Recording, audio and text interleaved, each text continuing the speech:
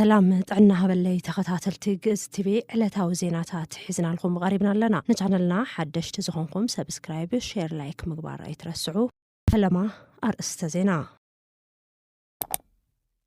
أبو دبي إثيوبيان سودانن تنزعزار من رجع كم زتفتره تجليزو صمدو متقمي مسارح والقملاخي منغستي إرتراوي كبل إرتراوي منقحي محبرسب إيوኤል يوحنس مس منغستاو مدبر تلفزيون فانا ديجيتال أبز قبرو قال محتت إيوኤል يوحنس يبالو كأمريكا ነው የመጣው በስ ሀገር አሜሪካ ነኝ አሁን ደግሞ በብሉ ሪቮሉሽን ነው የሚሰራ ያለው ማለት ነው አሁን ወደ አዲስ አበባ ያለፈ 8 ወር መጥቼ ነበር ነው አዲስ አበባ ማለት ነው አሁን በ8 ወር ሲመለስ ሶ አሜዚንግ ሁሉ ተቀየረ ቦሌ ምናምን ሲ ለኔ ደነገጥኩ ማለት ነው ምክንያቱም ያለ ቻሌንጅ እንኳን አሁን ያለ قبل علي حزباوي مقعزي بزتفصم مدقعتي 5 ሰባት ከም ዝተቀተሉ ተሓቢሩ هاجراوي ربحة إثيوبيا كساب وقيانوس هندز زرقح مخانون نز ربحة كحلو دما حيل أير إثيوبيا عقمي هنز كمزلو قليزو أما حداري كتما قمروك سراوي تدعم سريع كساب حجي أب إثيوبيا وتادراو معسكر اللو كبلو تزاريبهم أمريكا قبل علي إيران حادش مدقعت انتفتصما أب مسرة المعاتات ساعات وشمت بحري كمتعنو تحني زبلون كالأتنيوم حزنا بزرزروم أب دوبي إثيوبيان سودانن تنزعزاري من رقاق كم زتفتره تقليزو أب منغو حيلتات مكل خالي إثيوبيان حيلتات تقراين قجت ككايد زتنها دوبي إثيوبيان سودانن بتزاماج هدات كم زنبره غازيتا سودان تريبون تبزيبو اتي بقدام أب كبابي شررينا إثيوبيا زجمره قجت نجزيو دو كم زبلن أب تقجت كبت تعطوارن سب ألبو نفرتن كم ستقامون نبرتي اتي خبابي بمتقاس اتت أبتعب هي ملكت منقس فيدرال إثيوبيا متادراو ريكادو دولو زبل كسب متقاس اتتصبصاب منغست አዲስ አበባ ብዛዕባዚ ክሳብ ሕዚ ወግዓው መግለጺ ከም ዘውፀ ይገልጽ ምንጭታቱ ውሽጥ ዓዲ ንጋዜጣ ሱዳን ትሪቡን ከም ዝሓበርዎ ኣብ ትሕቲ ቁጽጽር ሱዳን ዝርከብ ከባቢ አልፋሻጋ ከባቢ ሸራሪና ኢትዮጵያ ውግእ ድሕሪ ምውላዱ ኣብ ጎኒ ዶባዊ መስመር ወታደራዊ ንጥፈታት ንግዚኡ ደው ኢሉሎ ኣብቲ ውግእ ከበድ ተዓጽዋርን ሰብ ኣልቦ ነፈርትን ከም ዝተጠቐሙ ይግለጽ ኣብዚ ሕዚ እዋን እቲ ግጭት ካብ ኦም ሓጀር ኣብ ኤርትራ ካብ حمرا أب إثيوبيا كساب حمدايت أب سودان علاقي أب زركبا سلوس دوبا وزوباتات زشفنيو حوحت نفيدرال منغس إثيوبيا نتوتا دراو قجت يقادو دولو كبل كسيسو عدي ساباد ما كساب حزي بزعبا اتي أب قرب أوان زقات أمفت سامتات وقعو مقلتي أي حبن انتخنا حدا بعل سلطان منغس إثيوبيا مع قناة زيناوشت عدي أب زحبو مقلتي هقدف نتقجت كم زبقسو بمقلات اتقجلا أب تقا سلوس دوبات زوبا إثيوبيا إيرتران سودان النزركبو وتادرات إثيوبيا مدقعت كم زفتسمه قليزو وحدت مسعود قات فانو سراويت حرنة أورمون نايوز حيلتاتن سلوست أمرات بمفتار وتادراو وفرن مكياد تلمكم زنبرا اتوم بعل سلطان وسيهم قليزوم ني إثيوبيا نابسفي حزوباو قجت المسحاب زعلمه وكلنا كينات كبل قليزو خلو وقن مع خنزينا إثيوبيا بسلوس أبز زرقحو حبريتا ريساتات 15 تقادل تهقدف كابروا ستيت سودان كم استرغبن أب مبراقاو سودان كتما ود الهيليو زركب هوسبيتال دما أبو جنز وصلوا شدشت ሰባት ይሕክም ከም ዘሎን ሓቢራን ምስ እዚ ተዛማዲ ማዕባለ ቴሌቪዥን ትግራይ ኣብ መንጎ ጀነራላት ሰራዊት ኤርትራን ሰበስልጣን ህግዳፍን ዝተኻየደ ርክብ ኣብ መድረኽ ባንዴራታት ኤርትራ ትግራይን ህግዳፍን ዝረአዩ ተንቀሳቀስ ስእሊ ኣመሓላሊፉ እቲ ኣኼባ ወታደራዊ ምውሃድ ኤርትራን ትግራይን ተባሂሉ ዝግለጽ ኮይኑ ምስሲ ብሓደ ነሓሰ ኣብ መንጎ ሰራዊት ኢትዮጵያን ሓይልታት ህግዳፍን ዳግማይ ውግእ ከም ዝተጀመረ ዝግለጽ ዝነበረ ኮይኑ ብዛዕባ እቲ ኣኼባ ካብ መንግስቲ ኢትዮጵያ ካብ መንግስቲ ኤርትራ ይኹን ካብ ህግደፍ ወግ ኣውሪቶ ኣይተውሃበን እዚ ሓድሽ ምዕባለታት ዘጋጠመ ኣብ ዶብ ኤርትራን ትግራይን ኣብ መንጎ ማሕበረሰባት ዘተን ምስፋሕ ዝዓለመ ተበግሶ ጉንበት 2025 ጽምዶዩ ኣብ ዘካት ዕዋን ይርከብ መንግስቲ ኢትዮጵያ ኣቀዲሙ ነቲ ተበግሶ ብዋጋ ፌደራል መንግስቲ ኣብ መንጎ ኣስመራን ህግደፍን ርክብ ንምጥንኻር ይነቅፍ ነይሩ ብወገኑ ሓድሽ ኩናት ነቲ ኣብ 2022 ዝተገብረ ስምምዕ ሰላም ከዳኽሞን ነሰፊሕ ቀርኒ ኣፍሪካ ከየረጋግኦን ከም ዝኽእል ድማ ተዓዘብቲ የጠንቅቑ ጽምዶ መጥቀሚ መሳርሒ ውልቀ መላኺ መንግስቲ ኤርትራ እዩ ክብል ኤርትራዊ መንቅሒ ማሕበረሰብ ዩኤል ዮሃንስ ምስ መንግስታዊ መደብር ቴሌቪዥን ፋና ዲጂታል ኣብ ዝገበሮ ቃለ መሕተት መስራቲ ሰማያዊ ማዕበል ዝተሰነየ ኣብ ዲሞክራሲን ፍትሕን ንኽዓስል ዝሰርሕ ትካል ዝኾነ ዩኤል ዮሃንስ ምስ ፋና ዲጂታል ኣብ ዝነበረ ጻንሒት ዘይሕጋዊ ጉጅለ ሕወሓት ዝወደቦ ጽምዶ ዝተባሃለ ጥምረት መጥቀም ረብሓ ጻምእ ስልጣን ዘለዎም ሰባት እዩ ክብል ገሊጹዎ ኣሎ። እቲ ምትእኽኻብ ድሌትን ረብሓን ህዝቢ ዝሕሉ ዘይኮነስ ብተጻራሪ መከራ ህዝቢ ዘናውሕን ልምዓት ዘጥፍእን ናይ ኩናት ሕብረት እዩ ክብል ገሊጹ ናይ መጥፋእቲ ሓይልታት እኩብ ዝኾነ ጽምዶ ምትእሳሩ ኣብ ወታደራዊ ፖለቲካዊ ከምኡውን ኣብ መዳይ ቴክኒክ ዝድግፎን ዝመርሖን ውልቀ መላኺ መንግስቲ ኤርትራ ምዃኑ ግልጽ ከም ዝኾነ አብሪሁ ጽምዶ የሚባለው አሁን ያለ እኔ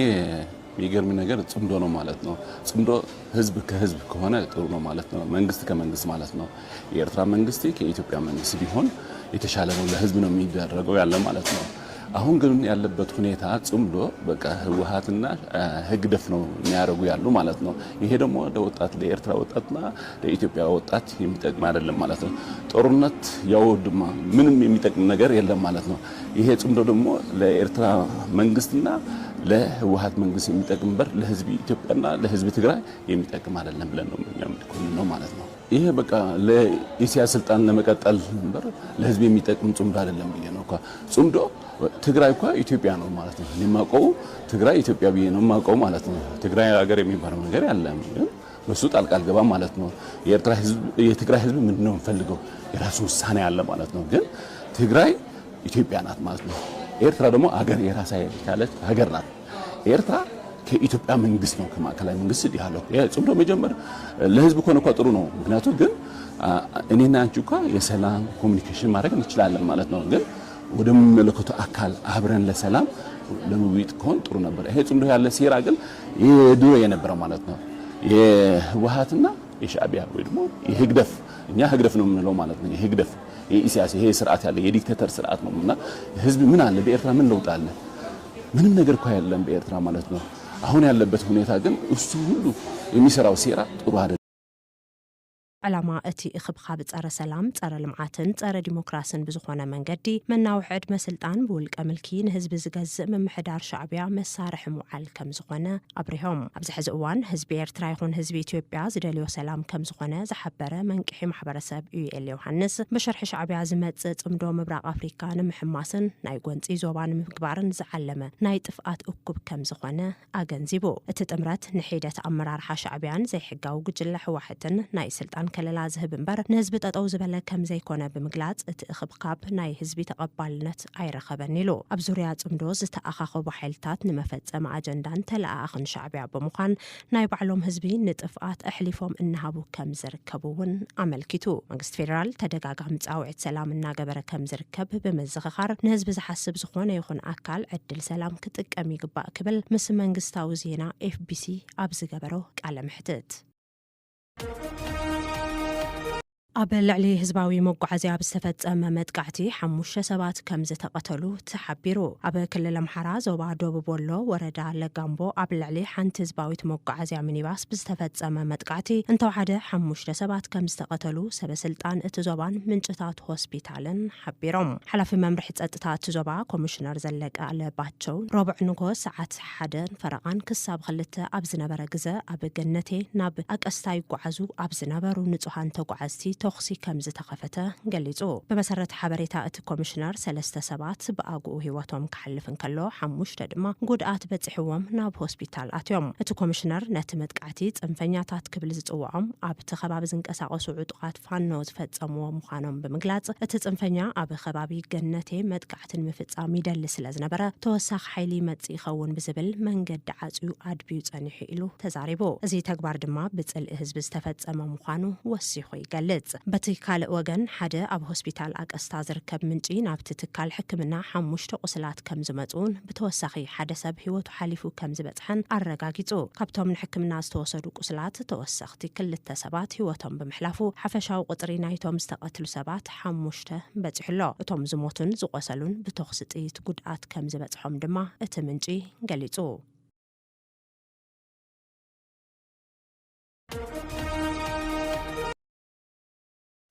ሃገራዊ ረብሓ ኢትዮጵያ ክሳብ ውቅያኖስ ህንዲ ዝዝርጋሕ ምዃኑን ነዚ ረብሓ ክሕሉ ድማ ሓይሊ ኣየር ኢትዮጵያ ዓቕሚ ይሃንጽ ከም ዘሎን ገሊጹ። ሃገራዊ ረብሓ ኢትዮጵያ ብዓብዪ ግድብ ህዳሴ ኢትዮጵያ ጥራይ ዝተሓጽረ ዘይኮነስ ኣዝዩ ዝሰፍሐን ክሳብ ውቅያኖስ ህንዲ ዝዝርጋሕን ምዃኑ ሓይሊ ኣየር ኢትዮጵያ ኣፍሊጡ። ምክትል ኣዛዚ ሓይሊ ኣየር ብርጋዴር ጀነራል መሰረት ጌታቸው ከም ዝበልዎ እቲ ትካል ነዚ ሃገራውን ዘባውን ረብሓ ንምሕላው ዝምችው ድልድል ዓቕሚ ንምህናጽ ለይትን ቀትርን ይሰርሕ ኣሎ ኢሎም። ምክትል ኣዛዚ ሓይሊ ኣየር ኢትዮጵያ ብርጋዴር ጀነራል መሰረት ጌታቸው ምስ ሃገራዊ ዜና ኣገልግሎት ኢትዮጵያ ኢዜአ ኣብ ዝገበሮ ቃለ ምሕትት ሃገራዊ ረብሓ ኢትዮጵያ ኣዝዩ ሰፊሕን ክሳብ ህንዳዊ ውቅያኖስ ዝዝርጋሕን ኢሉ። ሓይሊ ኣየር ነዚ ሃገራውን ዞባውን ረብሓ ዝምጥን ብሉፅ ናይ ምክልኻል ዓቕሚ ንምህናጽ ለይትን ቀትርን ይሰርሕ ክብል ድማ ተዛሪቡ። እቲ ምክትል ኣዛዚ ወሲኹ ሓይልታት ጸላኢ ብዘየገድስ ክንዲ ድላዮም ዋላ እኳ ተፈራርሕዎ ዓቕሚ ምክልኻል ሓይሊ ኣየር መዓልታዊ እናወሰኸ ይኸይድ ከም ዘሎ ስለ ዝተረድኡ መጥቃዕቲ ካብ ምፍጻም ከም ዝተቆጠቡ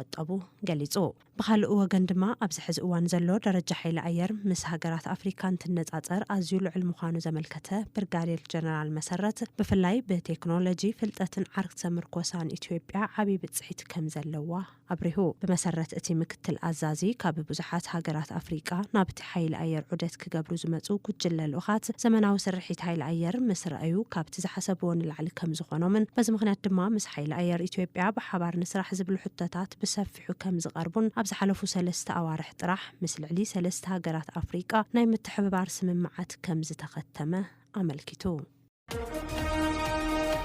ኣመሓዳሪ ከተማ ኩምሩክ ሰራዊት ዳዕመ ሰሪዕ ክሳብ ሕጂ ኣብ ኢትዮጵያ ወታደራዊ ማዓስከር ኣለዎ ክብሉ ተዛሪቦም። ኣመሓዳሪ ከተማ ኩምሩክ ዓብደል ኣቲ መሐመድ ኣልፋቂ ነበርቲ እቲ ከባቢ ቀስ ብቐስ ናብ መረበቶም ይምለሱ ከም ዘለው ብምሕባር ኣብ ሰሜናዊ ከተማ ኩምሩክ ዝርከባ 2 ምምሕዳራት ምርጋእ ከም ዘሎ ዘመላኽት ምዃኑ ሓቢሮም። ኣልፋቂ ብፍሉይ ምስ ማዕኸን ዜና ሱዳን ሆራይዘን ኣብ ዝገበርዎ ቃለ ምሕትት እተን ከባቢታት ኣብ ኢድ ቁልጡፍ ወሃቢ ደገፍ ሱዳን RSF ኣብ ዝነበራሉ እዋን ዘስዕብኦ ጉድኣት ንምፍላጥ ኩለ መዳያዊ ገምጋሚ ይካየድ ከም ዘሎ ሓቢሮም። ኣገደስቲ ህዝባዊ ኣገልግሎታት ከቢድ ጉድኣት ከም ዝበጽሖምን ኣብ መላእ እታ ከተማ ብበዝሒ ዝተበተኑ ዘይተፈንጀሩ ነተውቲ ከም ዘለውን ነዚኦም ድማ ስራሕቲ ምእላይ ኣብ ምክያድ ከም ዝርከቡ ኣረዲኦም። ኣብታ ከተማ ዝተቐበረ ነተውቲ ንማሕበረሰብ ዓብዪ ስጋት ከም ዘስዕብ ዝገለጹ እቶም ኣመሓዳሪ እቶም ተመዛበልቲ ነበርቲ ሙሉእ ምምላስ ዝከኣል ስራሕ ምጽራይ ብቴክኒካዊ ኮሚቴታት ምስ ተረጋገጸ ጥራሕ ከም ዝኾነ ገሊጹ።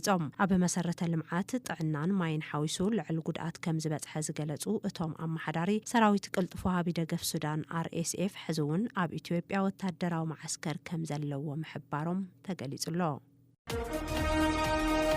ኣሜሪካ ኣብ ልዕሊ ኢራን ሓድሽ መጥቃዕቲ እንተፈጺማ ኢራን ኣብ መሰረተ ልምዓታት ጸዓት ወሽመጥ ባሕሪ ከም እትዕኑ ተሓንያ። ኣሜሪካ ኣብ ልዕሊ ግዝኣታት ኢራን ሓድሽ ወታደራዊ መጥቃዕቲ እንተደኣ ሰጊማ ነቲ ኣገዳሲ ጸዓትን ቁጠባዊ ትሕተ ቅርጽን ሃገራት ወሽመጥ ፋርስ ብምጥቃዕ ሕነ ክትፈድም ምዃና ኣጠንቂቓ። ኢራን ነቲ ሓውሲ ምፍራሕ ዘውፀቶ መጠንቀቕታ ንመራሕቲ ወሽመጥ ዓረብ እንትኾን ንትራምፕ ደው እንተዘየቢሎሞ ብቐጥታ ክጸልዎም ዝኽእል ከቢድ ናይ ሕነ ምፍዳይ ውቅዒት ክበጽሖም ምዃኑ ዝገልጽ እዩ። ኢራን ነዘን ሃገራት ብኣካል ኣጠንቂቓተን ምህላዋ ጸብጻብ ሮይተርስ ዘመላኸተ እንትኾን ፕረዚደንት ኣሜሪካ ዶናልድ ትራምፕ ንመርበብ ጸዓትን ትሕተ ቅርጽን ኢራን ከጥቅዕ ምዃኑ ድሕሪ ምፍርሑን ዲፕሎማስያዊ ወጥሪ እናወሰኸ ኣብ ዝኸደሉ ዘሎ እዋንን ምዃኑ እቲ ጸብጻብ ኣመላኺቱሎ። ሚኒስተር ጉዳያት ወጻኢ ኢራን ኣባስ ኣራቺ ምስ ሚኒስተራት ጉዳያት ወጻኢ ስዑድ ዓረብ፣ ኳታር፣ ቱርክን ፓኪስታንን ኣብ ዝገበርዎ ዘተ ሃገራት ወሽመጥ ዓረብ ዘለወን ጽልዋ ተጠቒመን ፕረዚደንት ትራምፕ ሓድሽ ወታደራዊ ስጉምቲ ካብ ሙሳድ ክቁጠባ